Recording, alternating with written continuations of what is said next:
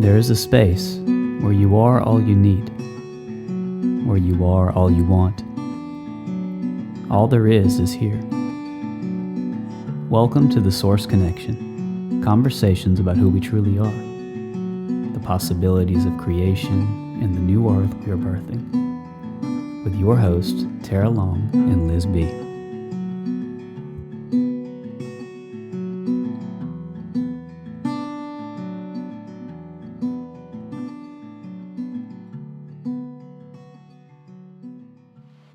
Welcome, everyone. Thank you so much for being here today. I'm Tara, and I'm here with my co-host, who people call Liz sometimes. And we're here with our very special guest, Veda Austin, today. Before we head into our conversation, let's do what we always do, which is take a few moments to be together in this moment right now. So wherever you are, whatever you're doing, if you can, just sit or lie or whatever feels good for you. And you can close your eyes and feeling your breath slow down and become more even.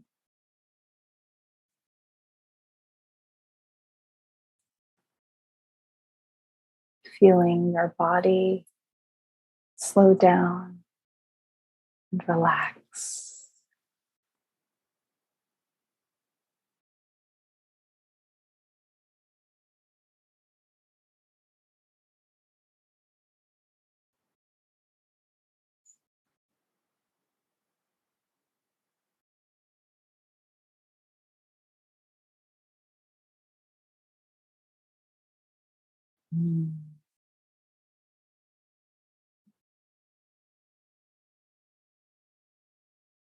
And we can be together now in the space of the great mystery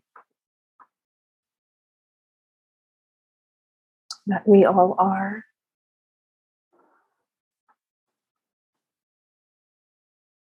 There's nothing to do here. There's no one to be. You can let time slip away.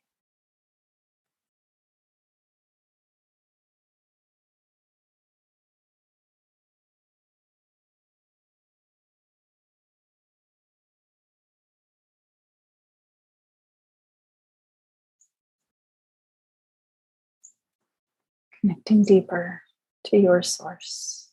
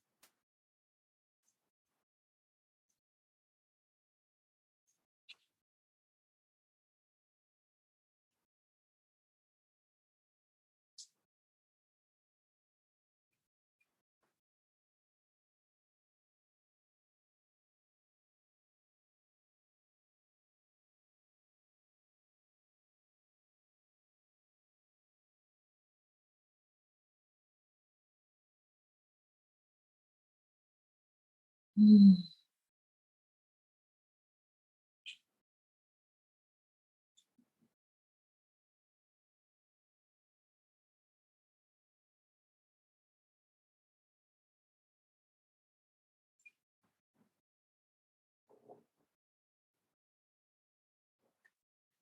feeling yourself in the chair, wherever you're sitting or lying. Taking a nice deep breath.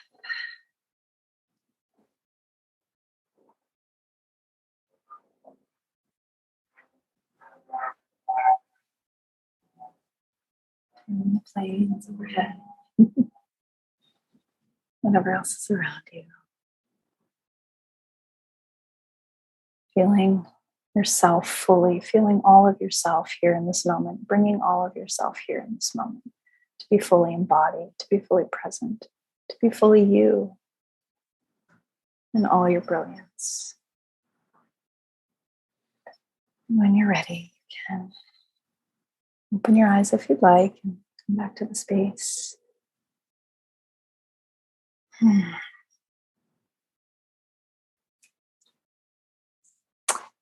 Veda, thank you for being here today. We'd love to invite you to introduce yourself and just tell us how you came to be here in this moment with us and whatever else you'd like to share. Well, I'm so grateful, firstly, for that beautiful little meditation. I had to open my eyes because I could feel, because I'm so physically tired, and I could feel myself going, oh, if I keep my eyes closed any longer, I'm going to fall asleep. So that was lovely. Well, I'm here because you beautiful divine women asked me to be here. And something of which I've spoken about over the course of this time inspired you to do that.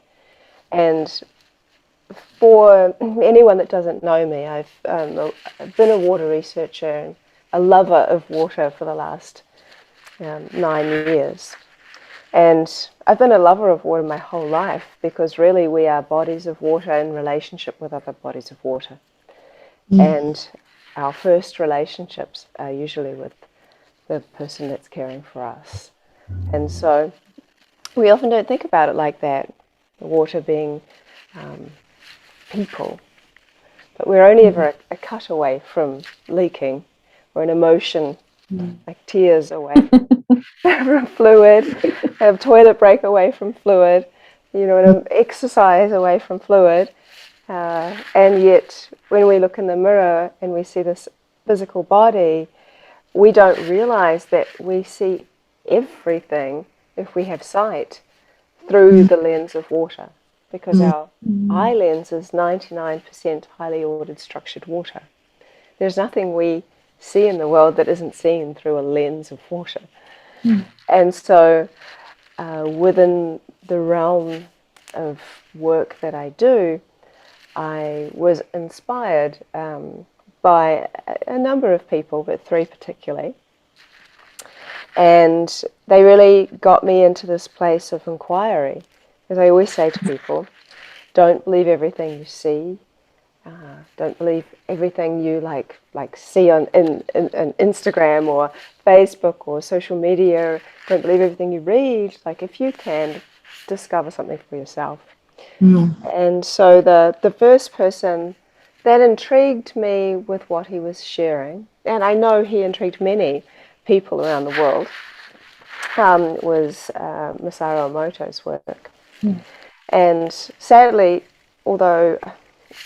because I spent so much time with scientists too, I can see their perspective. I think it's important to see everybody's perspective because we all come from different places and thought processes. He really wasn't embraced by the scientific community.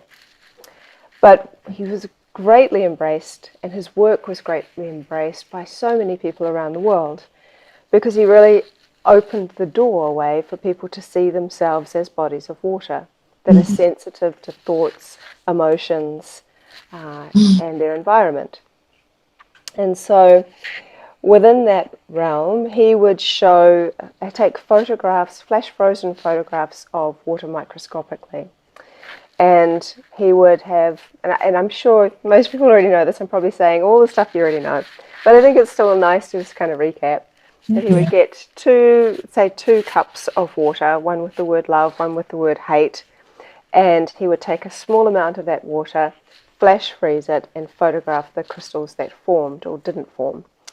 And so the work he showed was so contrasting, and that the word love would form a specific geometry, or it kind of just really looked like snowflake. And each kind of time water in his work would show geometries that were very similar, but not necessarily or not exactly the same. And it's interesting, as I've been doing this work myself, and I'll get into that later, I kind of like to talk about that, because it's rare to see anything that's the same in nature. There's a lot of things that are similar, but it's rare that you see something really reoccurring in the same way. And so if you can remind me to talk about that, that would be really great. Yes. So that was really interesting, and I was like, that's so cool. Like, I wonder if water really can store information in this way.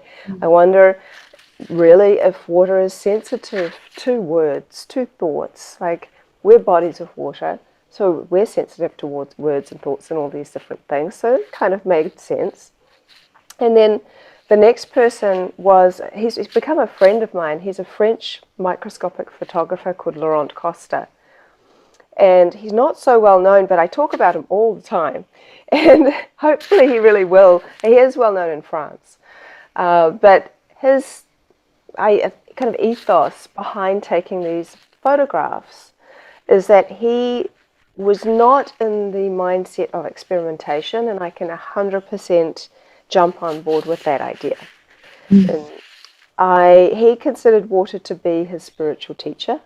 And he was in what I say is right relationship with water. And that is that he didn't want to experiment on water, because just like you and I and the rest of the world, really, we're all bodies of water, and I'm pretty sure no one wants to be experimented on. And so he would just simply set this intention that water would show him whatever it liked. And I've always admired him for that.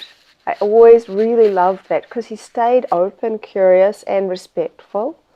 And so he would sometimes look into the water, however he did it, and he would get a little tiny bit of water and flash freeze it too in his own way. But he would like smile at the water. I was thinking he would get smiley faces in the ice, and he would get hearts and fish, like things that were not geometric. Like, he would get art in water.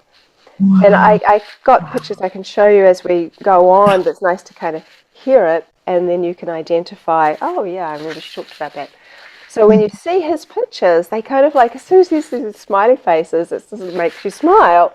And it's interesting, there was a movie years ago called Abyss, I think, and there is this kind of water creature that was made of this, like a water plasma, and it would look like a big kind of long, I don't know, eel thing. And it ended up coming up into this a kind of submarine thing. I'm really vague on what exactly it was down there. But they were doing these studies. Anyway, this creature, this water creature came up, and it basically took on the face of the person it was looking at. And so if it was like someone screamed, it would like look scared and it would scream, and they'd be able to, it was a reflection of that person.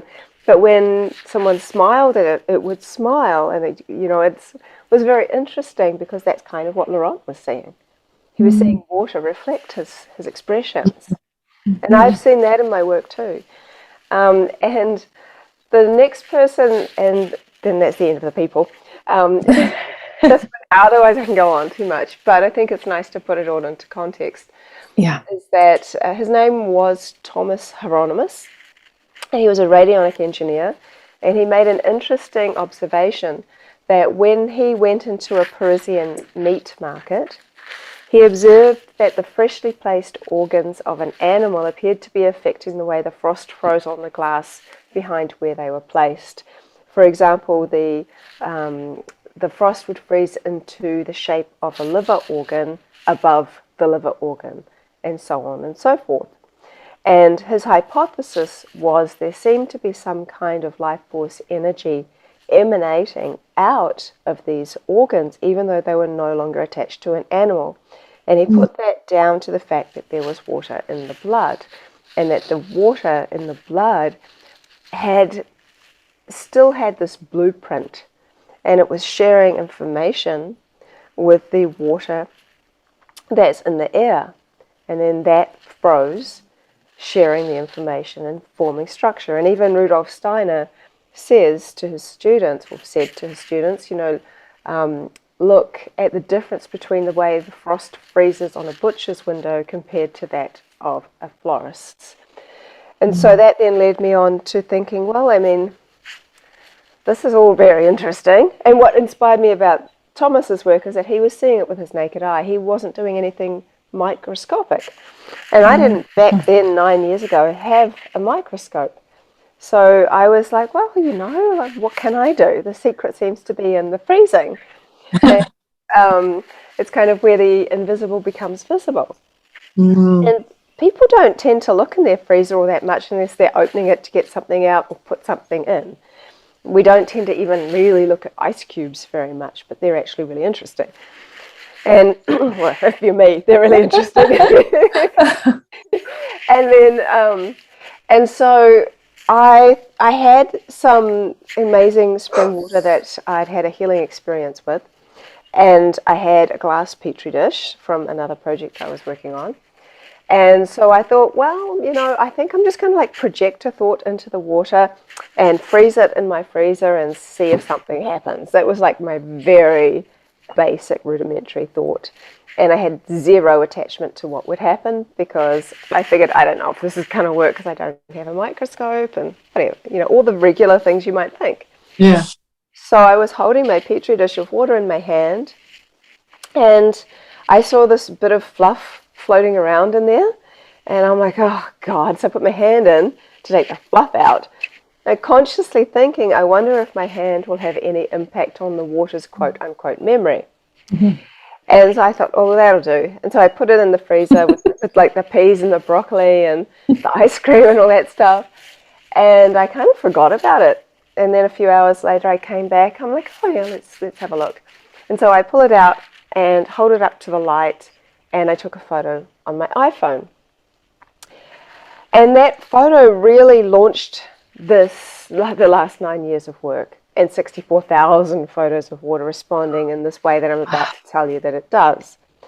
And in the ice was this undeniable hand and it took up half of the dish.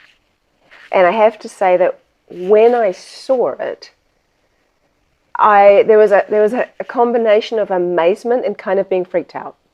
Mm-hmm. And that's very real.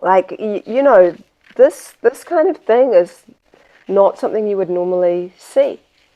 And when you experience it for the first time, there's a lot of different feelings that you can feel about it, depending on what the image is. So the image of the hand, I can show you if you want to, or I can talk about it and then just brush over it afterwards. But the photo of the hand looked like just like an X-ray, and I inherited my mother's slightly bent fingers, and the fingers in the picture are also slightly bent. And so it wasn't just any old hand either. And so I was like, well, I started questioning myself. And I was like, oh, maybe it's a coincidence. Maybe I see the hand and no one else will see the hand. So I went and showed my son, because he's brutally honest. And, and he didn't know what I'd done. And I showed him the photo on my phone. And I said, hey, Rama, what does this look like to you? And he kind of looked up and he said, it's a hand, Mum. It's kind of creepy hand, but it's a hand. And I'm like, yeah, I know, right? And so then I went down to the beach because I thought if any water is going to be naturally informed, it's got to be seawater. And so I froze a thin layer of seawater and I got this amazing fish in the ice with like these fins and the shape outline and the tail and this perfectly round eye and a gill. And I'm like, holy heck, what's this? What's going on? And all again, you can see with your eye. Mm-hmm. And so that's kind of when my household freezer became my most used household appliance. And I just kept doing this work, and I kept seeing imagery. And so just to talk about that for a second, one of the things that Emoto was criticized for was for, not that he hid it, so I don't really know why he was criticized for it, was that he took a lot of photos and chose the best ones. I physically couldn't do that even if I wanted to, because the ice melts so fast. I'm doing it in the kitchen. And so, and the other thing is that this is happening all the time. It isn't that in the very early stages, it was kind of crazy, because each time I do it, I would get something. I would get this picture, I would get an image, and it wasn't like I had to do 20 and get one. It was happening all the time. And then I went through, and I've gone through periods of time that have been relative to my emotional state. Or maybe I've got a little arrogant thinking I know what water's going to do, or which is a bad idea, because because it won't work with you if you're in that kind of space. And I really had to work through my stuff to actually get back into a place where I wasn't having expectation, which is a very difficult place to be when you think you know something and then it stops doing what it always did. And so it's definitely an invitation to go deeper.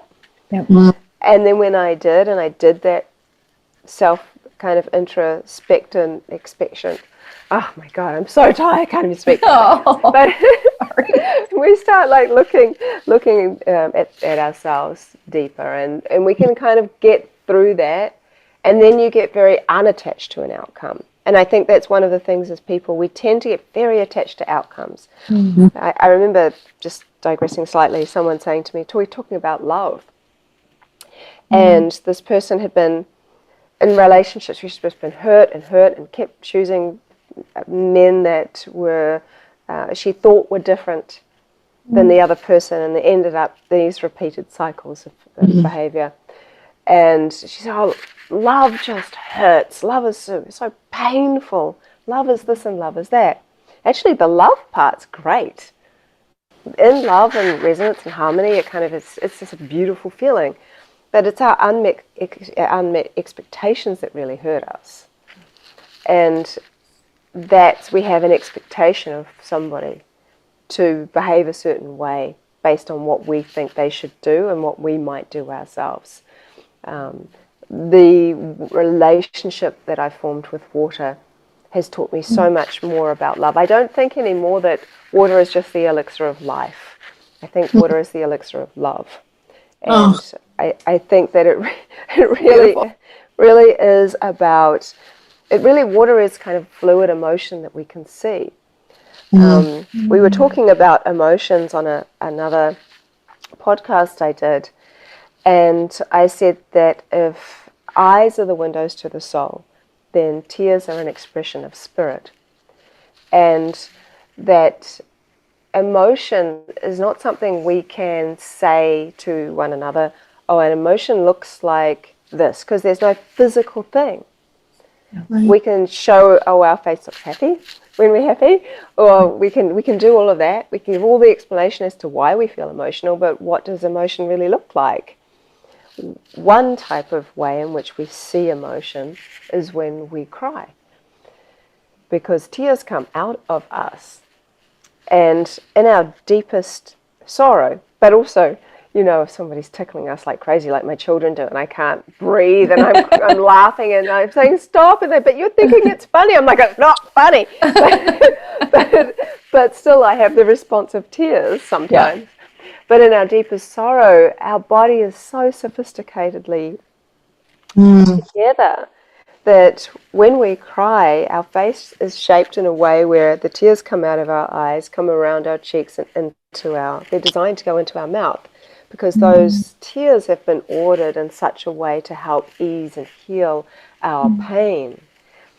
But always there's that program, don't cry, oh, stop crying, it'll be okay. Actually, the tears, they're medicine. They're really medicine for us. And so as I continued on this journey, I realized that water likes to design in artistic ways, and not just like stretching your imagination to kind of make something out, but to really observe it.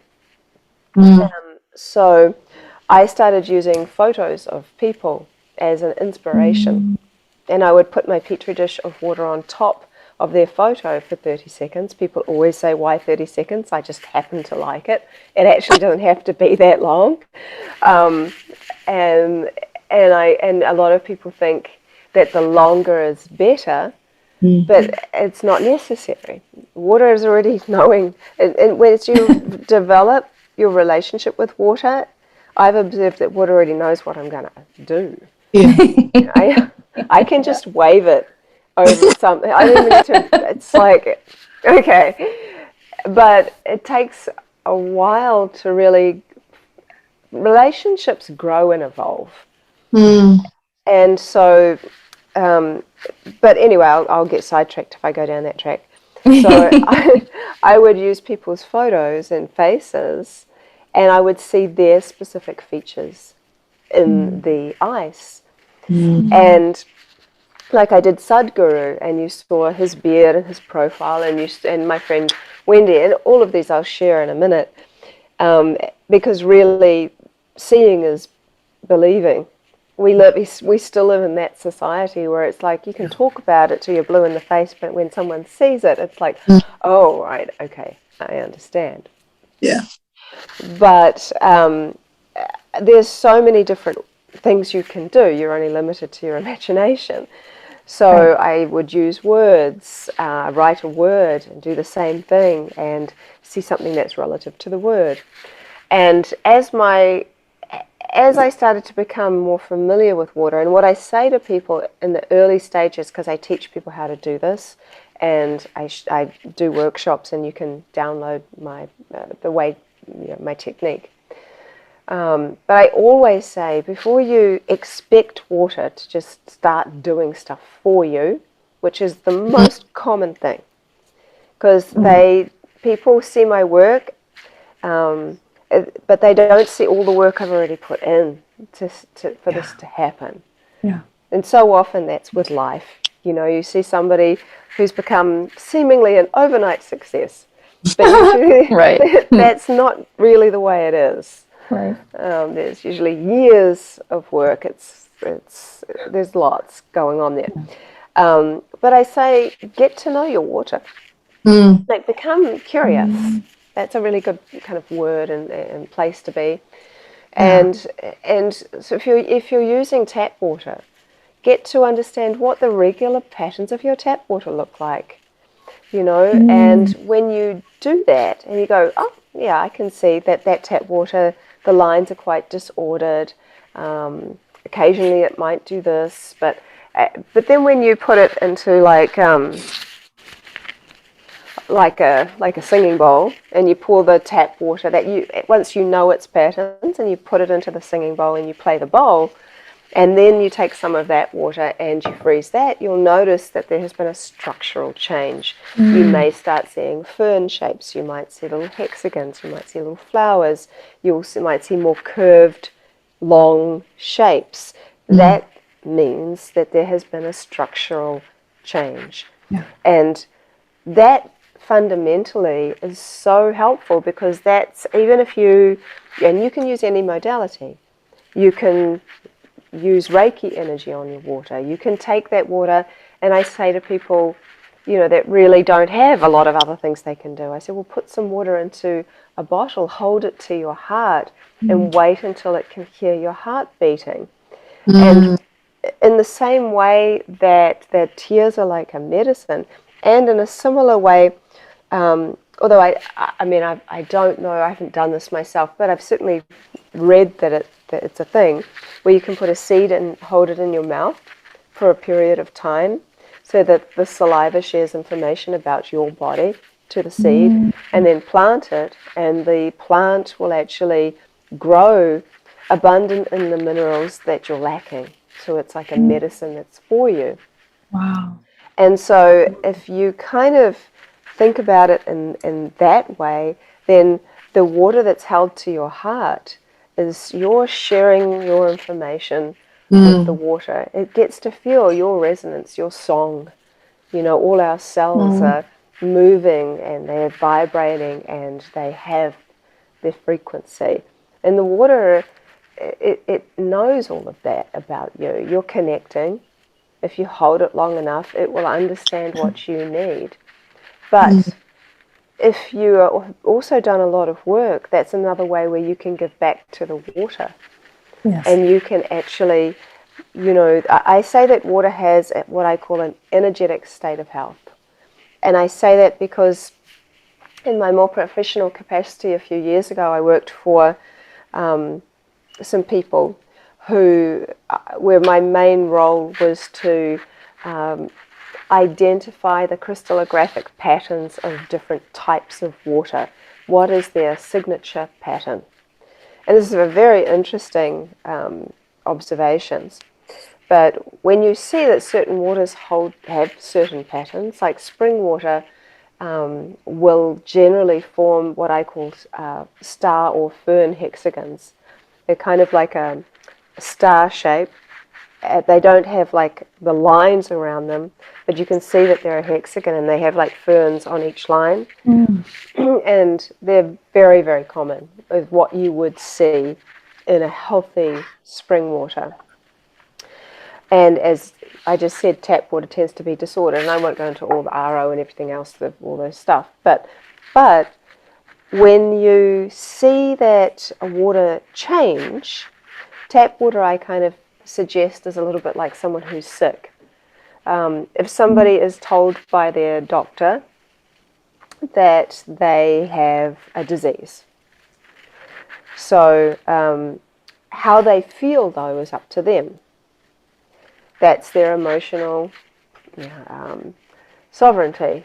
We actually don't, sometimes I hear children say it, I hear adults say it sometimes, I can't help how I feel. I can't help how I feel. And it really feels like that. Emotions are so powerful, and you have to honor and respect, you know, people that are feeling their emotions. Sure. But everything we do, and like someone said the day before yesterday, you know, we're in the driver's seat here. We do is really, it is a choice. It comes down to we have a choice of how we're going to feel about something, even though it might not feel like we do. And I think all of us can relate to that because like anger can just fire up. And I've had a lot of conversations recently. I had a conversation this morning and around anger, and I said, what's the opposite of anger? Because when I was stuck in traffic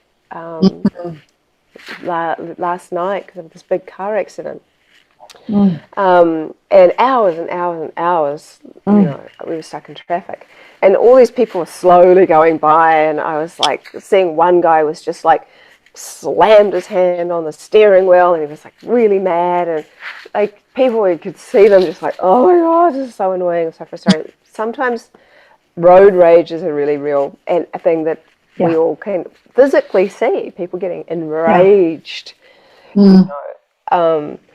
And quite often when someone gets really angry with someone or something, and that they just feel like the world is just against them, and like F this and F that and all that stuff, and they kind of like tear off in their car and all of these different kinds of things, and they think there is this kind of, you know, play out of, well, I'm a really good driver and I can drive super fast and I can do this and I can do this and then, you know, I'll be fine.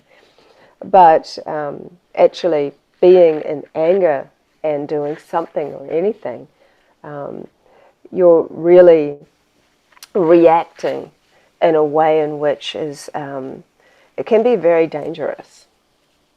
And so when I was thinking, like, what is a nice parallel or opportunity to kind of go from anger into something, or use that and transmute that into something else, because you know, often we'll think, oh well, you know, it's happy or it's this or it's this, You can't easily go from angry to happy.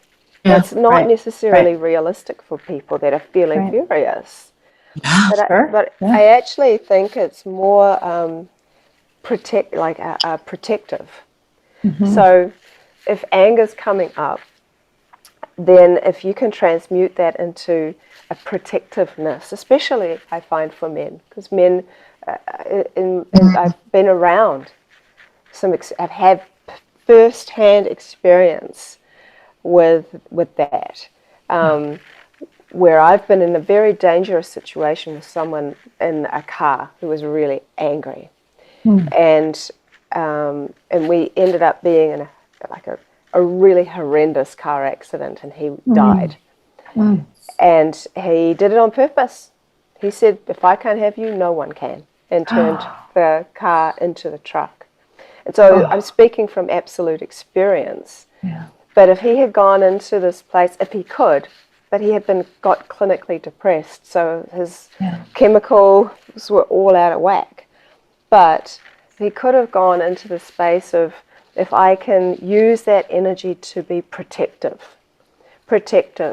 And so two things. Firstly, protective of the people you care about, and protective, there's something protecting your heart. So that anger is kind of like a firewall for something else.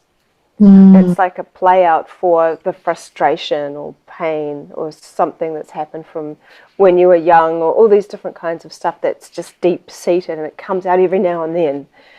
And it's like, what is your relationship with your emotions? Because that is a relationship with water. If water really is emotions we can see, we can't deny that also anger is one of those emotions. But really, what is your relationship with anger? And what is your relationship with joy? What is your relationship with happiness, with sadness, with grief, with all of the different stuff?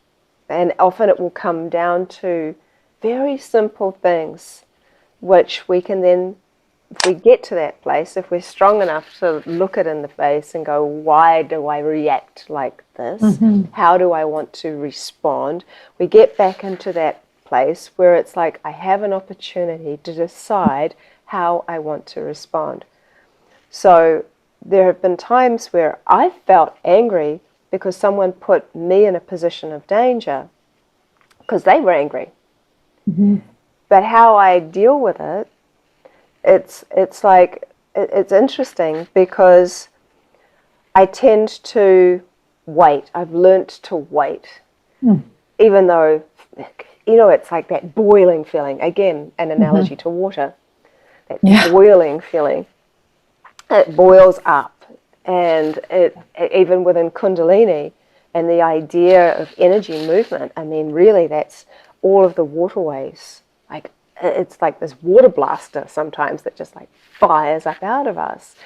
And so if we understand that feeling, if we're in a relationship at least with our emotions and they're not taking us over, if we can feel them as they're coming, then actually I think we're able to go, okay, and what do I want to do now? Like, what do I want to do now with this emotion? How do I want to transmute it? And so I tend to just, I wait. Because I don't want to say anything I don't mean. Yeah. And I also want it to be something that ends up transmuting into something that is positive and empowering. And so, because I've had that experience of that car, I'm able to say something like, I honor your anger and frustration. We all feel that. We all feel that. But you have, if someone is driving like a maniac, and I know this because there's lots of people that have been in these situations, and even worse when there's children in the car. Yeah. And it's this thing where you don't have a right to put my life at risk. Right. And so the lesson here is that it's not that you don't make me feel safe, which is such an important part for men and women to feel free and safe. Yeah. It's not that you don't make me feel safe, but I don't feel safe with you when you're angry. Right. You need to come into right relationship with your anger. And there's a lot of people in the world today that are in fear and frustration. Those things can lead to other emotions, which can be very unhelpful. So starting to feel into them, like become curious. Look at the face in the mirror, so to speak, and see this, like, who do I want to be? Like, I actually have freedom to feel what I want to feel.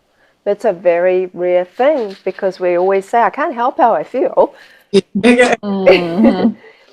And so that's a tangent about that. Anyway, so within this realm of seeing all these images, I started to become more curious around the fourth phase of water. So Dr. Gerald Pollack, who's a friend of mine and mentor, he talks about the fourth phase of water. So there's a liquid, solid, gas, and then a type of gel or plasma, and that's actually the kind of water inside of our cells that has negative charge. It's more viscous, it absorbs more light, it's got a slightly higher pH, and so our body converts regular water into this different type of water, which is actually H3O2, and it's interesting though, and that ends up being a battery. So essentially there's something called an exclusion zone, an EZ zone inside of our cells, and it means that it excludes all solates. So it kind of creates this little area which is positively charged, and negatively charged, and the rest of the bulk water is positively charged. And when you have a negative and a positive, you've got a battery. So it's like we have these little batteries inside of our cells that give us energy and help for our immune system and all of this, and they expand in infrared light. And so that's why infrared saunas are great, and walking barefoot is great because that is absorbing negative charge. And so that kind of water can also be outside of the body. In springs, for example, any water that's been under a lot of pressure tends to form EZ. And so it's the stage between molecular chaos and molecular order as well. Molecular chaos is your glass of water that's updating its information every trillionth of a second.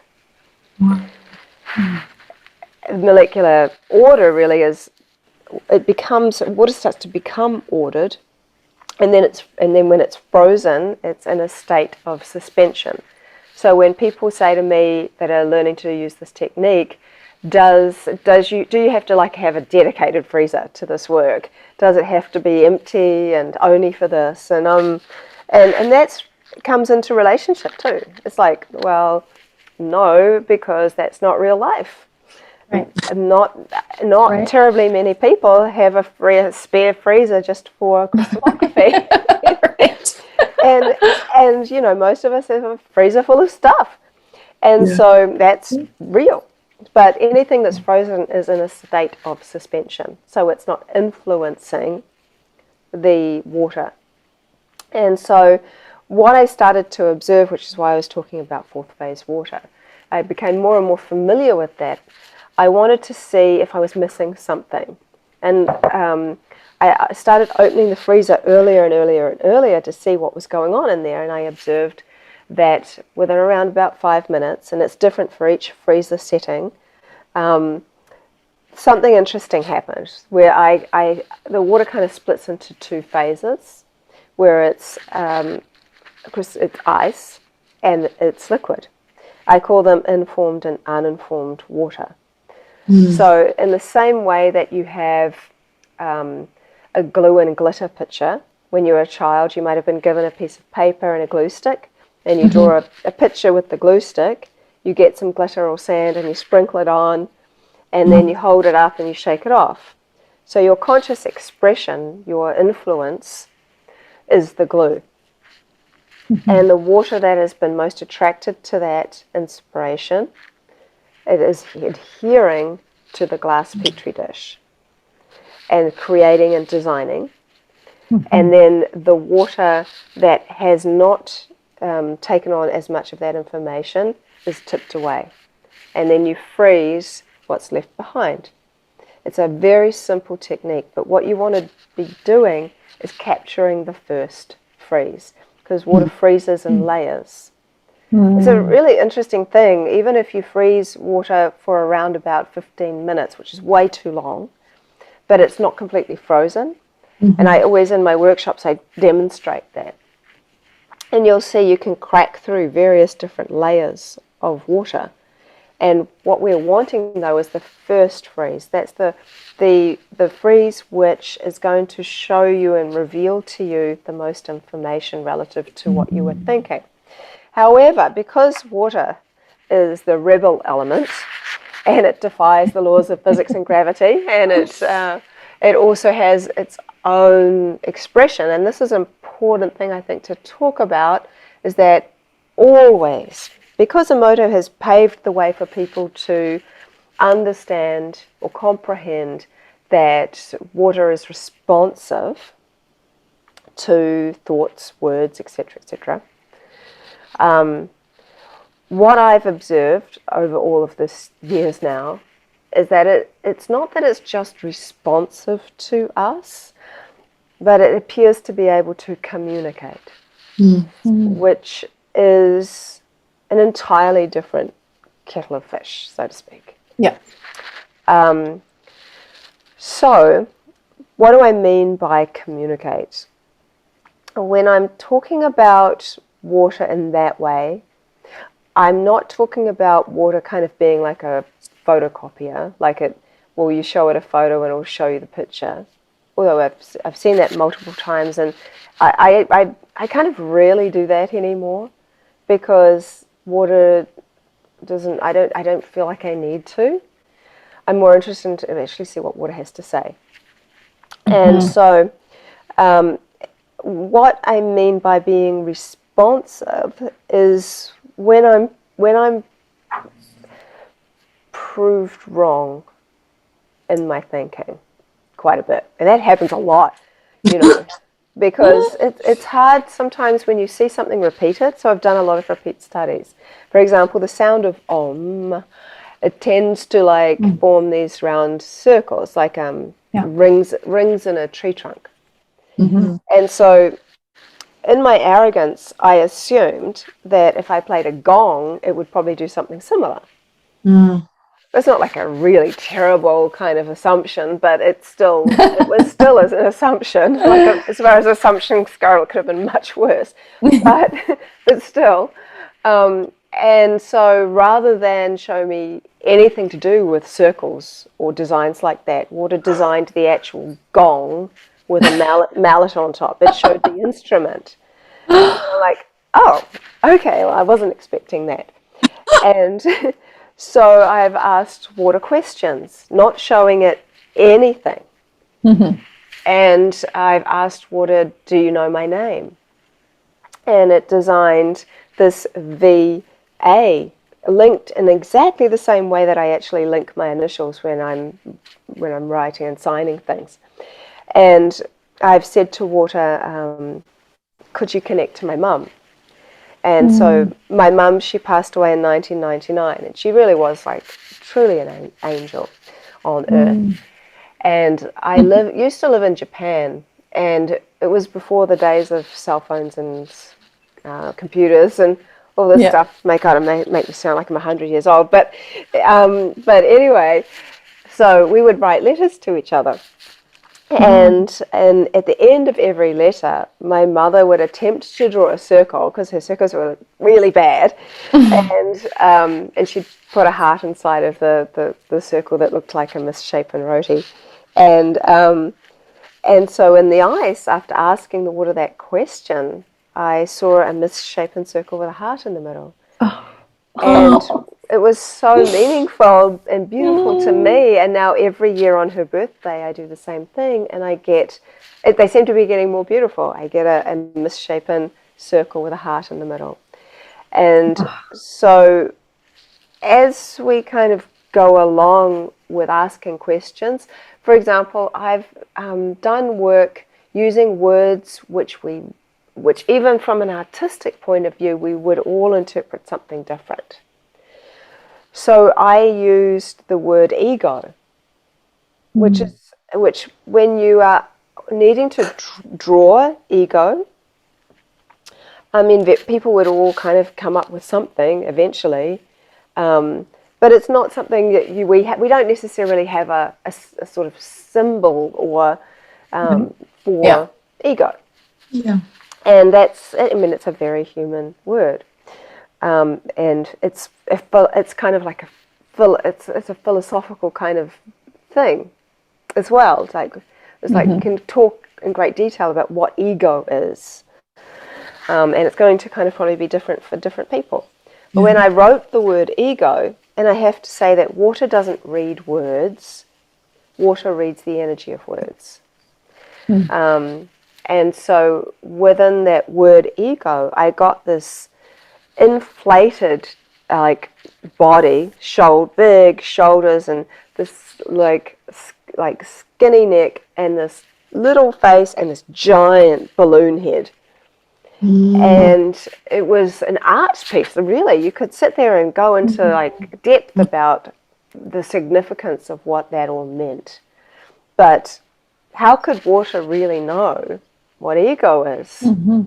And design it in a way in which, seriously, it could just be on like a wall somewhere in an art gallery, and people could go and discuss about what that significance of that piece would be. I wrote the letters IVF, in vitro fertilization. We know that means that, but I just write the letters IVF, and did use my technique and saw this kind of syringe going into a round circle like an egg. Wow. Oh. And so I've done, like I mentioned earlier, it's 36,000 photos of work. And really there is so much power in that body of work. But the sophistication of which I say, so people say to me, okay, well, is your consciousness, Yes. is it your consciousness that's doing this? And it's reading your mind, your thoughts. You might have a thought what ego looks like. You might have, what IVF is, and all of this kind of, which is perfectly and a very adult way of thinking, as far as adults are so analytical, and all of that. But children, and I prior to the whole last couple of years, I would go into schools and do a study. Basically go in and talk to the children, and we did like a cross between an art and water science project. And children, I would say to them, maybe think of something you love, or just anything, whatever you want, and write what that thing is, and write your name. And they really were, the images that I got from children were remarkable. And they had no kind of real preconceived idea about what would happen. And so what I tend to say to people when they say, well, it must be your consciousness influencing water. And even scientists say that. I'm like, well, even if minimum that actually is true, then that is saying that water stores information and has a connection to consciousness. Now, consciousness has an expression of which is received in water. However, I've done a lot of studies in dreams, with dream work. And I have put a petri dish of water beside my bed with the intention that it captures some part of my dream. When you're sleeping, you're not in your conscious state. And I have no idea what I'm going to dream when I go to sleep. I'm not quite that advanced yet. So, and so I'm like, well, I'm setting that intention. And I've done a whole study that people can get and look at. And I've dated it and, written what the dream was. And I've always been able to mostly remember my dreams. But on the odd occasion when I would have forgotten my dream, the image is so clear in the ice that it jogs my memory and it reminds me of the whole dream. And so one example is I was in this sailboat. I'd been watching something on, I don't know, so much subconscious stuff comes into our realm in the dream world. And I dreamt that I was in this little ship, and it was like the waves were like going and so big, and I was feeling seasick. It was going on and on forever. I was like, when is this ever going to be over? And in the ice there was a little ship with these giant waves. And it was like, oh. And another dream was that I was walking through a forest and I heard this little kind of meowing kind of noise. It wasn't a cat noise, kind of sounded like it. And there was this little baby silky thing that looked like partly an otter and partly a cat or something like that. And it was really silky, like it had this beautiful kind of black, silky, shiny fur. It was really cute. And I picked it up and I went to find its mother and found the mother, and it was like feeding all the babies, and I put it with the babies and started suckling, and Mum kind of looked at me and we looked at each other, and that was really the dream. The dream, however, seemed to go on for hours, but you know, it really that was the essence of that dream, but clearly in the ice. And I would say, people say, well, how do you get like different colors coming through? Because when you see my work, you see there's lots of different colors that come through. The layer of ice is actually very thin, and it allows for colors to come through from the background. And it's almost like water plays and works with light to really help define imagery. So I got this image of this thing that looked like a cross between a kind of an otter and a cat, like the mum and all the little babies. Wow. And one lady said, because I post a lot of this stuff, and she said, I didn't even know that it was your ice stuff. I thought you'd posted a picture of a cat, like eating kittens. And it was a remarkable picture. So, but the interesting part about that is that it's as if water was able to accompany me on this journey through the subconscious and unconscious space. Yeah. And so that kind of brings me into this idea that there are two types of water in things. Two types of water in people, two types of water in egg white, for example. In people, I think that there is the water we drink that hydrates us, that is we use in all the different processes of our lives. And then I think there is what's termed this drop of water, like a drop of conscious water, drop of consciousness. And in various different philosophies and texts would say there is this spark of God, or spark with this drop within us. And I think because we have electrical charge, and that electrical charge can be measured as a field of energy that can be measured through heart math, for example. Our heart gives like a certain energetic field. And because we're not fresh water, we're salt water. Salt is essentially a crystal, and it has an electrical component. And so that is like piezoelectricity. So there is this kind of electrical field that we have that comes through this liquid body, the liquid body of us, and comes out. And so we always forget, or we tend to forget, that there's water in the air.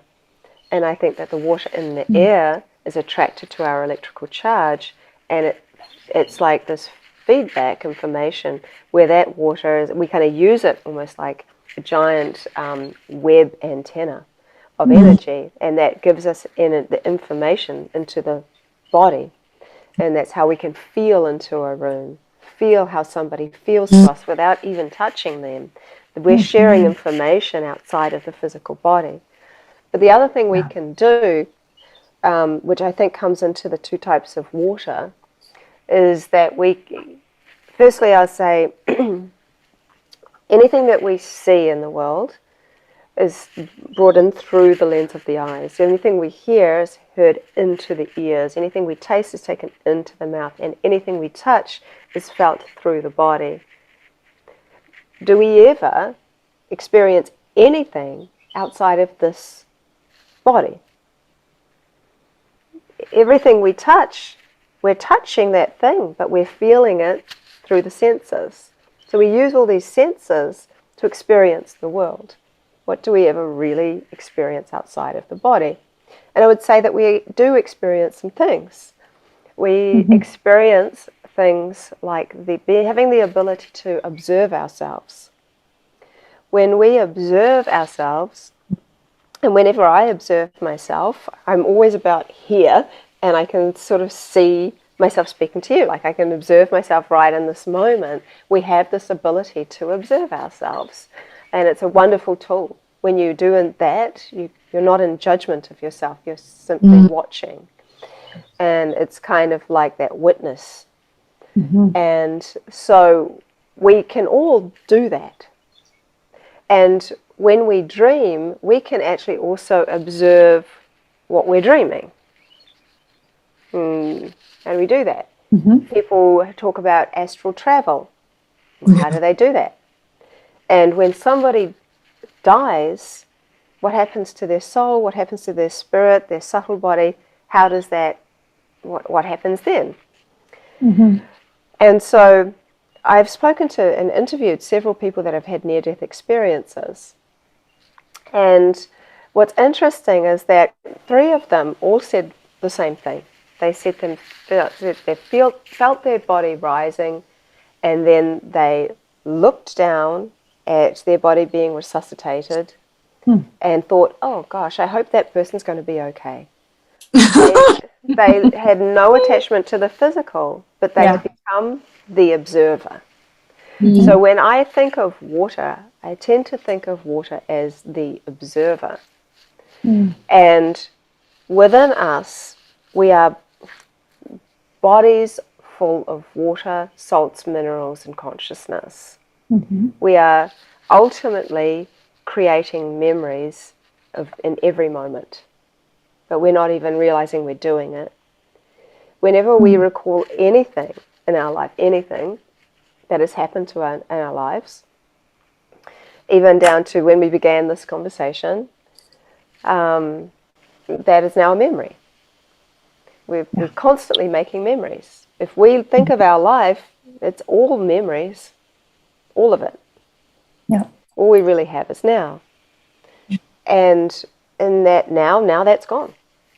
And now what I just said, now that's gone. And I'll probably remember myself saying that a few times, because I said it a few times, and we tend to remember what we do in patterns.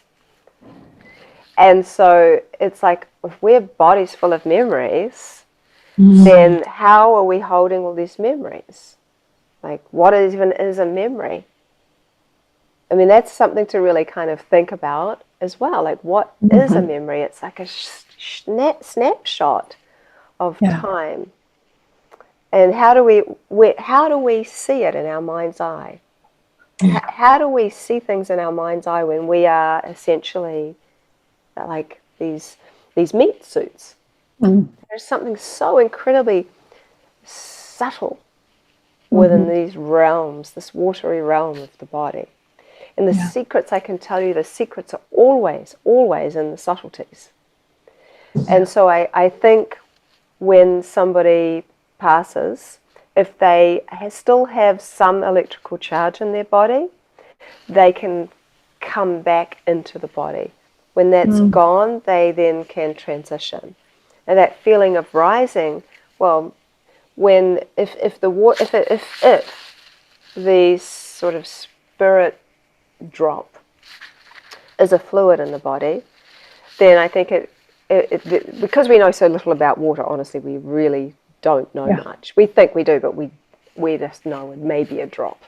It may be a drop. And that only until recently, even people have been talking about this 4th phase of water. But within the ice realm, there are so many different types of ice, even so many. And so, because we know so little I think that there is probably different like subtleties within these stages of the liquid, solid, gas, and gel. And so I think that and we see that water can transmute from a liquid to a gas through evaporation, through boiling. And so I think it's possible that that essence water can go from a liquid into a vibrational vapor that's high, such a high frequency that we can't see it with our naked eye. But I think probably a lot of dogs and cats and animals can. And that transition it's going into a type of gas. So when a gas expands, it cools, which is why people often say they feel spirit as cold. But what we're seeing is the observer, the non-judgmental observer, come out of the physical. And what I often hear from people that have passed and come back, they step out of judgment. And I think that this is how it works. And I hope one day the technology will happen whereby we can see that, because if we were no longer scared of death, what would we do? Yeah. You know, how would we be? How would we feel in this body with that knowledge, given that we're really made of these immortal things? Right. We give the human term, dead water, to polluted water or water that's not structured and all these kinds of things that we talk about. But really, water is never dead. It just transitions into another stage, and eventually it will evaporate. We're also made of salts. And salt is a crystal. Crystals are in all of our information, like to hold information in all of our technology. And it also has this wonderful electrical charge, but it also can disappear when it's in water. So it becomes a liquid crystal. And we are liquid crystals. We're liquid and crystal antennas, picking up information, bringing it into ourselves. And so within that realm, when you are cremated, the ashes are actually salts. Salts also don't necessarily die. And it's this part where even the salts disappeared, but if the water evaporates, there's the salt. And then there's consciousness, of which of yet people in science have not been able to kind of exactly identify. Except that there's an awareness of ourselves. We're alive. We are able to think. And so, if water and salt and consciousness working in harmony, there is this idea that we really don't have anything to fear. And what I'm going to bring that around to, I think, is the latest work I've been doing, which is something that I call hydroglyphs. And that ties in with the thing I was going to ask you to remind me about. About how water can have a sovereign voice. And I did give some kind of examples of water responding in a way in which I didn't know what it would do. And I think that that's very important to do that. But what was curious to me was that I did a lot of work with music, sound. So I think that's really important to do, because I think it's Quincy Jones said that we can't live without two things: water and music. and so Emoto had shown not very, very contrasting classical music versus heavy metal. And I can almost guarantee that whoever did the study on heavy metal didn't like it. And so I have never known water to be in judgment. My oldest son, he said to me, a very valid point, he said, I don't want to listen to classical music all day. He said, I like rap. I want to listen to some Tupac and some this and this and this and this, and he says, that's my jive. And is water hating it in my body? And I said, I've never ever known water to ever be in judgment. Mm. Ever. Water is expressing to the sounds of different frequencies and your feelings and your energy. If rap is your thing, then you do you. But I went on this rampage of doing all different genres of music to see how water might respond. And I included some heavy metal, and I included some Bob Marley, and I did some drum and bass and some electronic music and house music and like African drumming and chanting and like, I don't know, like the Little River Band and all kinds of stuff, you know, and country. And what I saw was that water designs in so many different ways that are relative often to the word, to like a word in the song. And so what I started to see, and I did some repeat studies on music, which is easy to do because you just go ahead and play the same song. And I used the song Stairway to Heaven, and I did like 12 repeat studies over a period of time. Not a lot of them I didn't do back to back, because people could say, oh, well, there's some resonance still in the Petri dish, even though you've washed it. So I would do them over the course of weeks or months. And I would always see the stairway appear in the ice. And after the, I don't know, 10th time, I started to wonder if that actually could mean stairway.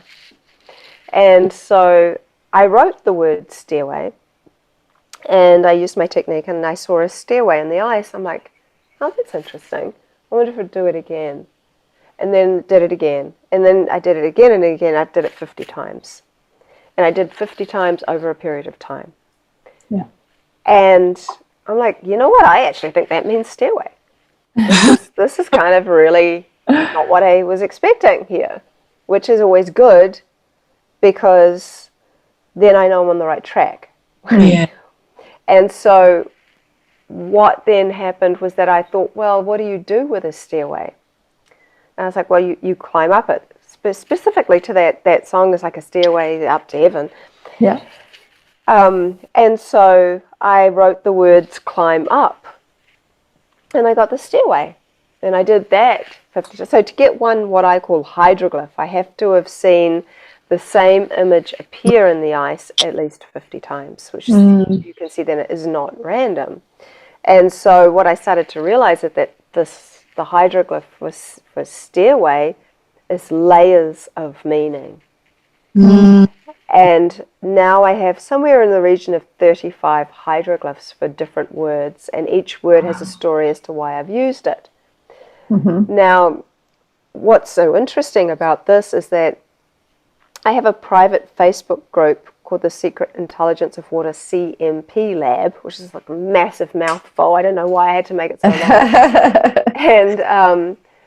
And it's only for people that are actively using my technique. So I will, for people's kind of just protection, I suppose, and to make it comfortable for the people that are in the group, I require people to either have done my workshop or have the technique and are actively using it, or intend to.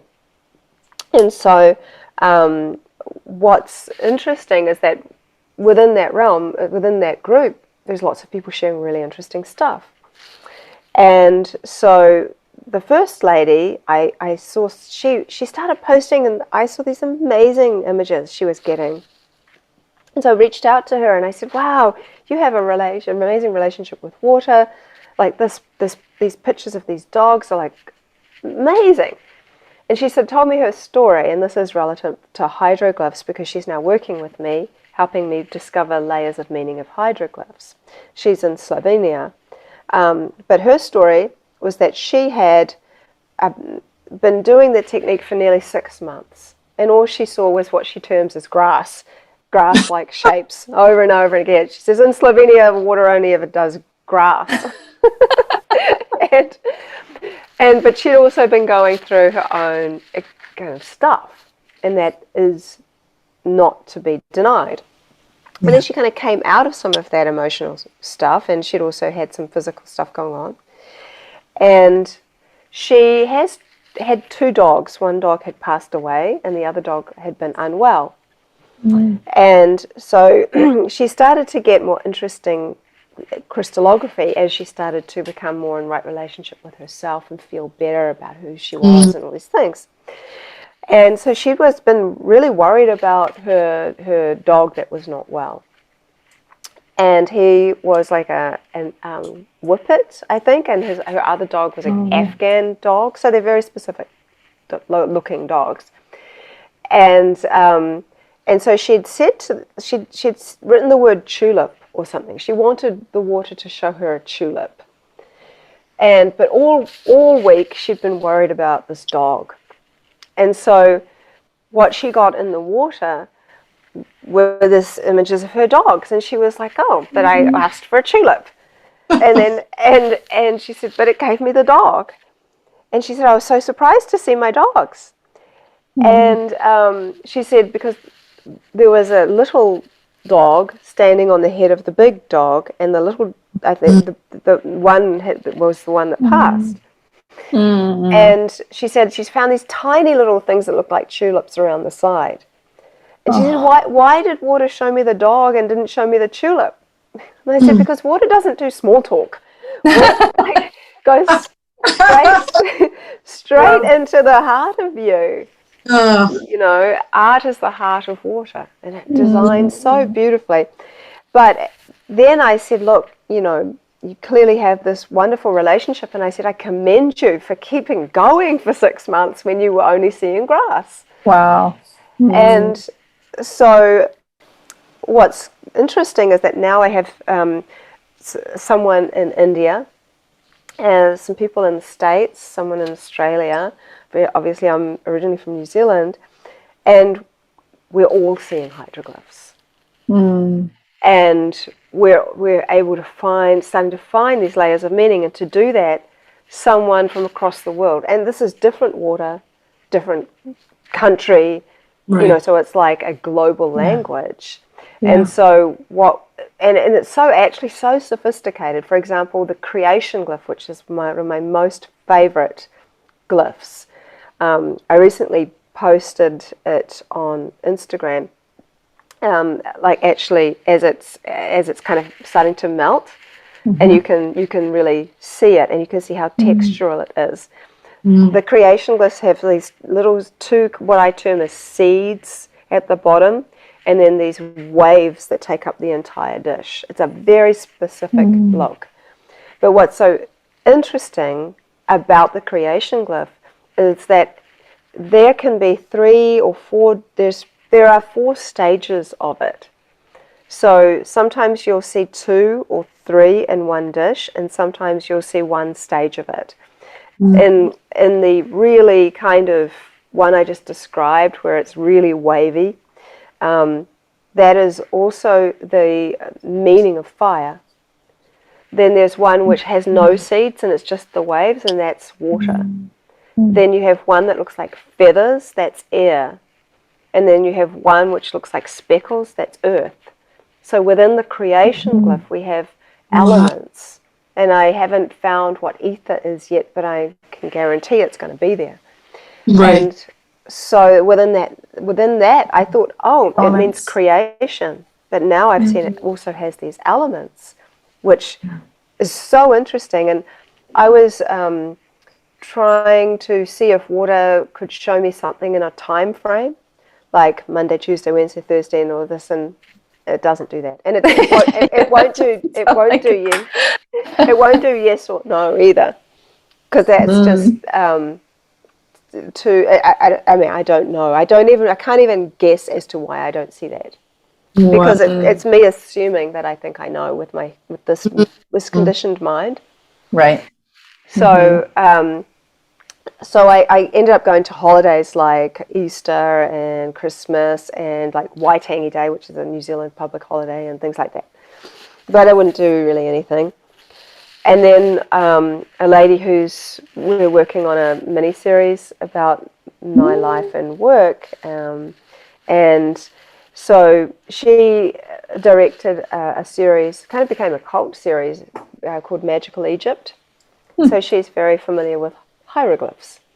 Yeah. And she suggested to me that I try before and after an event, pre and post. So it's kind of like a wedding. Think about all the planning that goes into a wedding. There's so much energy going into just before it happens. And then after that, then there is married life. The actual ceremony was like, it's like one thing, but all the energy is on either side. The build up and then the imprint of whatever that was, if it's like any kind of ceremony, whatever. And so I wrote pre and post Christmas. I didn't get anything. Pre and post this and this and this, nothing. I got pre and post Easter, which we've just had, which is actually also relevant to the full moon. And I got something. I got pre-Easter is a cross with at the top of the cross there is a line that goes as if it's going to start making the shape of a kite. There's a line on one side, and that means pre-Easter. Post-Easter is a cross on its own without the line. And I've repeated and done that. So I've started to understand pre and post-Easter. And given that it's the only time frame outside of seasons like spring and summer and winter that I've got from water, for whatever reason, there's some significance within that. And people have said, well, it is relative to the build-up of a full moon, but there's also something there. And it's probably for us to know now, because water is showing us these ways in which it can commune with us, or perhaps also within the watery realm of ourselves. And so how we start to understand what these hydroglyphs mean requires a lot of deprogramming. Because, for example, I have a hydroglyph, which is a coin, and so far it means money, and it also means abundance. And abundance doesn't have to mean money. Yeah. And someone said, well, that seems very man-made. You know, a very man-made kind of like, why would it show you money? It's got like, you know, all this kind of like thousands and thousands of years of information and what, you know, that seems like a very human construct. Well, firstly, if you consider that water and coins, and people have had a relationship for centuries, if you just look at wishing wells and how many coins are in there. Right. And even the ancient Romans and Greeks would put a coin on each eye of a deceased person so that they would have money to pay the ferryman to go across the river to get to Hades. And this idea that even the coin is round, which was one of our most ancient symbols. And so it brings you into what is money to you? And if water has a language and it's wanting to communicate with people, the more symbology that it has, the more complex the communication can be. Right. What money has been can be shells, it can be beads, it can be all kinds of trade. And what is your relationship with money? You know, what is your own worth? You know, it doesn't just have to be in that one train of thought. We just go that way because that's our regular life, is it? And so it's interesting because this is communication going on.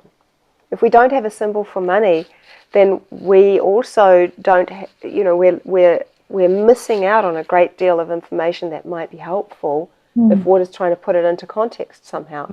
So then when you have different symbols together, there is a way in which you can start to like read what this message is. So for example, the symbol for living as well as gratitude, that's its layered meaning, is that star hexagon shape that I talked about earlier that you might see in spring water, because I was thinking of living waters, and because water has an emotional state of health, living seemed to be something of which it seems very appropriate for spring water. And so, but the word living that's the design. And so there was that shape, and then love is formed in a heart. And so there was a heart that was sitting inside the living glyph, that hexagon with the ferns. And the message, the meaning, from my very rudimentary understanding of feeling like I've just kind of stumbled upon an entire new language that's never been seen before, is that love lives in gratitude, because the heart is inside the living glyph, which also means gratitude. But we've come to understand that the creation glyph also means love in a different way. It's like not so much about origins of creation as it is about the relationship with creator and created. And even with our relationship with what we create. And if love is within the thing that we created, if we put love into that, it will be in that creation. Yeah. And so I might whiz through some photos and show you some stuff. Yeah, let's do that, Veda.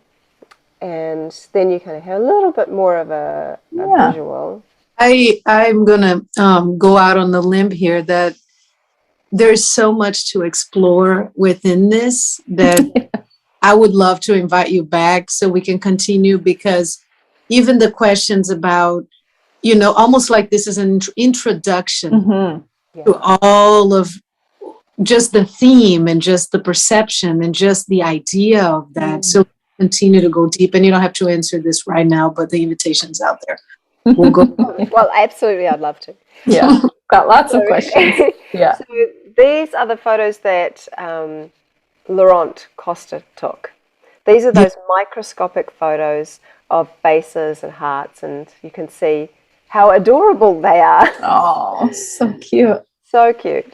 And then this was Hand. Oh, yeah. So you can see it is a kind of creepy hand, but it's definitely a hand. This is the fish. So it's got this texture because it's seawater. You can see the fish, his tail and his perfectly round eye and his fins and his gill. This is the difference between my old technique and my new technique. So my son did this one, and his name is Rama, and we were talking about his name in India, and that because he's part Indian, and he's named after Lord Rama, and Lord Rama always has a bow and arrow. We were talking about bow and arrows, and so he simply projected the thought of an arrow into the water, froze it. He even photographed this, and you can just see how metallic it looks. Yes. And but you can see how much light comes through, how it's much more three-dimensional. Yes. This is the two stages of water. There's the liquid, here's the ice, and this is kind of how it looks before you tip the water out. Yeah. So it's this is important. I do want to quickly go over this. I was talking to an Indigenous woman, and she said she could speak to bees and trees, and she said that she was watching beehives for long periods of time, and a bee came out, and however it spoke to her, it said, we don't mind you watching us, but please don't look at our hive for too long, because your conscious expression is putting too much light in the hive, and we like it to be a bit darker. So if our conscious expression is adding light to what we're focused on, I think it's important to be mindful of what we are focused on. Yeah. But I think that water uses light to design, and I call the space in between liquid and ice the space of creation. And so these are the very first spikes of ice that are formed. I've managed to capture this photo. You can see there's this light around it. So I think that when you have relationship with water, when you're looking at water, you're also giving your light to water. And it helps that water to absorb more of that information and light, and then start to build from here. These are those little shoots that start to build and design, and they shoot out light before them, so the light is there almost first. Yeah. And so then here's just some photos of people. So I used my friend Wendy's photo in the result. Here's the Sadhguru one. Here's one from a Roman coin. This is slightly too frozen, but it's nice for you to see the different stages, because a lot of people freeze things for too long, and in the early stages of learning the technique, it can be a little tricky, and you can freeze it too long or too less. But you can see that it's starting to form for he's forming his face. These are just some examples. Here I put my thumb in the water. This is from tears from an onion that went into water. So I collected some tears. Oh gosh. You can see I designed my iris. Here it's like, I can't make it any bigger, but it's amazing. I mean, this is liquid water going in, and this designs like these coming out. It's a vision. Really amazing. This, I asked her, there was a pregnant lady in the early stages of pregnancy. I asked her to drink some water and leave me some and think about her baby, which she did. And we've got the baby there. This looks like an etching, literally.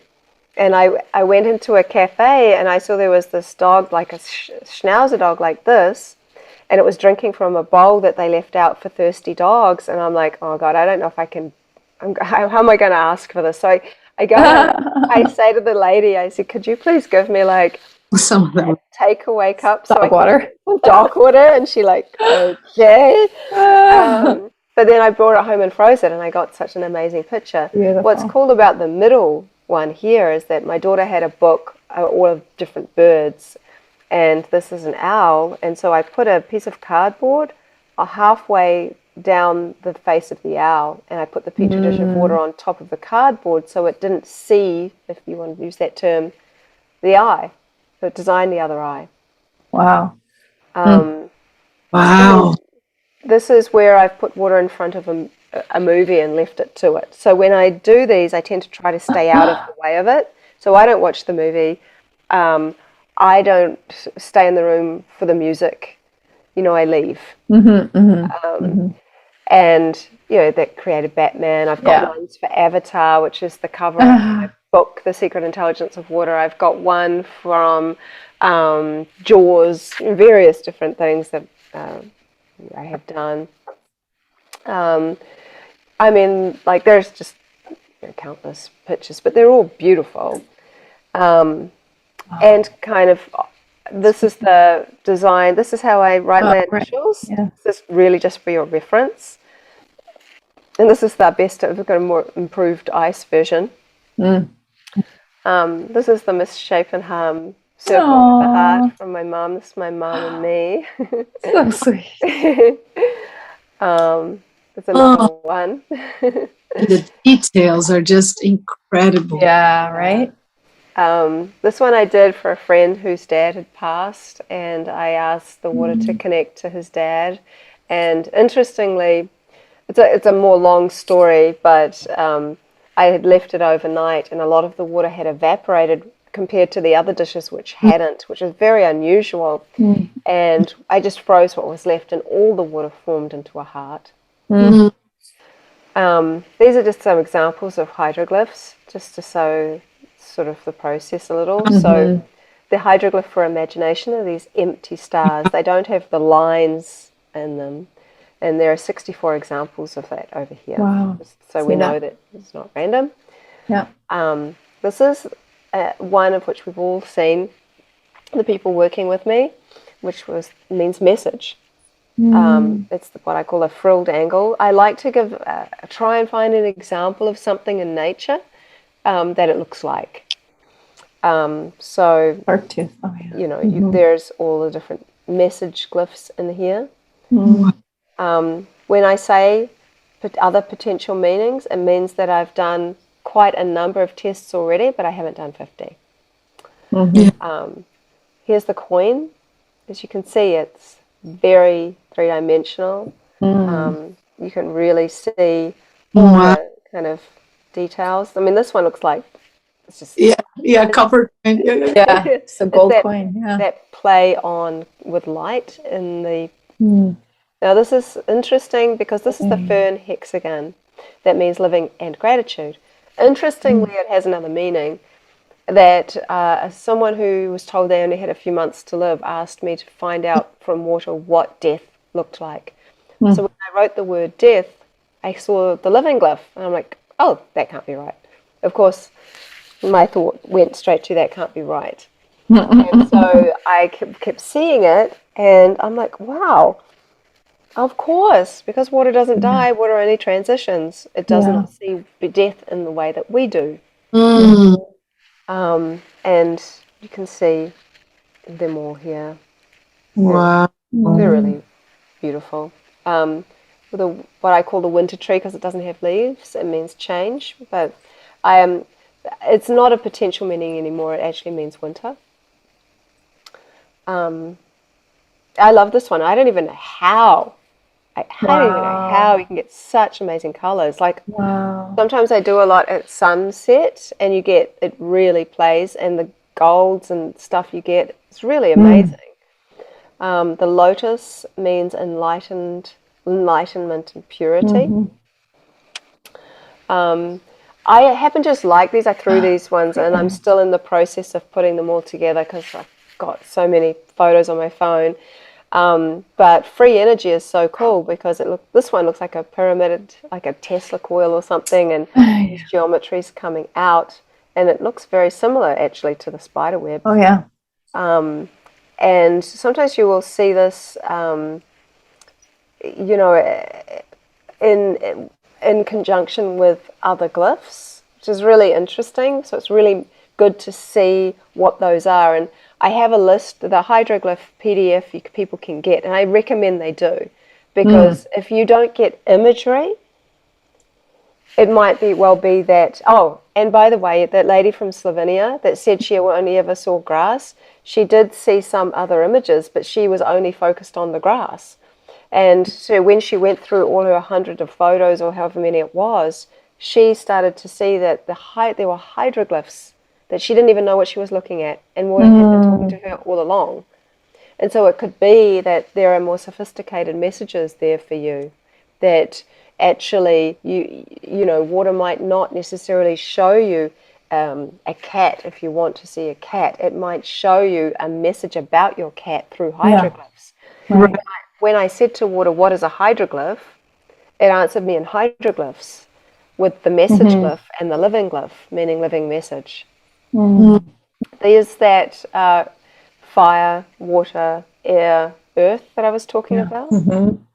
And this presentation was for a lady around the health freedom kind of thing. So I just pulled it up because I wasn't sure if you would need it, but I need to make a point here that I did this prior to the pandemic.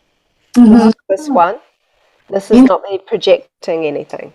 So I need to make a point of that because I think it's important. And it means pharmaceutical, but I know it now means chemical, and it's looking like it could potentially mean poison. The bulrush is similar to the pharmaceutical glyph. But this is longer, like a syringe. This is more like a weird hot dog. And, and often they're very small, and sometimes be more. But addiction, it also looks like it means sugar and potentially abuse. And so here's what the stairways look like. Love, and then here's the tree of life, and that means wholeness. But in the tree of life, you'll see there's some circles on either side of the trunk. That's those circles are a hydroglyph for the word lungs and breathing. So if you put that all together, and it's the tree of life, you'll see that it means breathing in wholeness.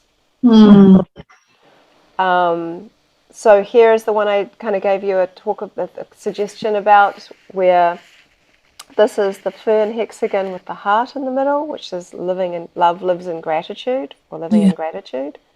Love lives in gratitude. That's right. I should have put another one up. But again, this is for the kind of health freedom area. But I was talking to a lady, a friend of mine. Basically, I froze the water immediately after having a conversation with her. She was sharing about how concerned she was about getting her second vaccine, and she'd already had some difficulties with the first one. She was really anxious. Yeah. And when I froze the water, it was so unbelievably clear, because as you saw, the empty star means imagination, but it also means to think about. Right. And so this band here with these spikes is the hydroglyph for stress, anxiety. And it's pretty obvious there's 2 syringes here for her second vaccine. Yeah. So that what that's saying is essentially everything that just happened, where she's stressed thinking about pharmaceuticals and the second vaccine. So these are nice, empowering. This is the structures of tap water. This is the same tap water after it's been in a singing bowl. Yes, so you can kind of start to see the change. Yeah. Now I say, water has an energetic state of health. Yeah. It hasn't changed chemically; it's changed structurally. Structure. Yeah. This is global prayers sent to tap water before and after. Mm. I mean, Gorgeous. it's beautiful. Yeah, look at that. I did a study on egg white, and so fresh free-range chicken eggs. There are 2 types of water in egg white: the gloopy gelatinous part, which is more of the protein for the bird, and this kind of thin part, which is more like saliva. And so that thin part is the part I freeze, and there are 6 patterns that form in healthy free-range eggs. But caged eggs struggle to form one pattern. And across the board, I've seen that. The one pattern they usually do is what I call the brain. And so this is what the brain kind of looks like. That's their one pattern. But you can see the brain is one pattern, because like here's the brain here. So this is a beautiful free-range happy hen. And what I'd done here was put free-range egg beside the caged egg and left them overnight. And I've never seen a caged hen egg form any more than 1 or 2 patterns. And it started to completely transform over here, from sitting next to the informed free-range egg. So, of course, the next thing that people are going to want to say is, yeah, but like, what happens if you surround the good egg with bad eggs? Which is, of course, what our understanding of our experiences in the world. And so I did that. I got a big kind of container full of caged eggs, and I got 1 free-range egg, and I put it in the middle, and I surrounded it with circles of what we might term bad eggs. And this is what the bad egg looks like that was not beside the good egg. So the one I put aside, and that's what it looked like. So now this is the good egg. After it had been sitting around all the bad eggs, it still was beautiful. It didn't change. But what did change is that the Yes. ones that all looked like this Started to, wow. Yes. all Wow. changed. And so what you see is that it's in proximity. So this is all, the closer they were, the more complex their patterns. Mm-hmm. Wow. But there's still change. So in this embryonic kind of stage, when you think about what nature wants, if you look in at like the runt of the litter often won't survive. It's like the survival of the fittest and all these kinds of things. But in this stage, it appears that, of course, nature's going to improve itself, not destroy itself. What nature isn't in the in this kind of, in the world of so much destruction, that tends to be more of a human thing. But you know, things kind of like there is the things that there is death and that's different. I'm talking about destruction within life and in the living. And so I think that always there's an upgrade wanting to actually happen. So if something is sick or not well, it's actually looking to improve. And so this is really saying that if you work on yourself and you do the work and you heal yourself, you literally, by proximity, will be helping heal others. And there's a lot more work to do in this field, but it's so far extremely interesting. And it's just like a little taste of some of that. Oh, Thank you. You're welcome. Veda. Yeah. So that wraps up in a good note of the remembering of like, all we have control over is ourselves, right? And the deepest work that we can do for everyone is just deepen that relationship and just really try to just be, the more that we can be ourselves is the biggest gift that we can give others. It really is. And I think that sometimes, especially within certain communities, there is this idea that we have to be a certain way. You know, I went to this woman's kind of breathing circle thing a friend of mine was having yesterday. And we were all asked to say, like, what we're feeling in this moment. And everyone said something. And I was thinking, well, what do I feel? Like, I'm probably the only person going to say that they're feeling tired. I'm really tired. But I said, I feel open and tired. And, like, there's nothing wrong with being tired. And there's nothing wrong with also feeling frustrated. Or there's nothing wrong with feeling all these different things. It's not a right or wrong. But it's actually just more about being really honest. Yes. Just and come as you are. Yeah, because then if people know who you are and how you feel, they know how they can show up for you. If you're masked all the time, pardon the whatever that might be, then how are people meant to show up for you? You know, if they don't really know how you feel. Because you're not showing up for yourself, right? That's it. That's the one. So I would, I love the kind of, you talk about source a lot. And one of the things I'd like to sort of end with is two things. One is that when you watch and observe water for long periods of time, coming from the mountains, making its way down through tributaries all the way back to the sea, it's always going back to source. We are bodies, we're all bodies of water going back to source. How we get there, that's our journey. But we're all going to get there. And the other thing is that I think that water is not a resource. I think it is source. Within that, I think that we have so much power, not the kind of power that overpowers people, but the kind of power that turns on lights. And I think really it is about finding how our light is going to design within this watery realm that is body. What do we want to be? What kind of masterpiece are we? And what are we creating?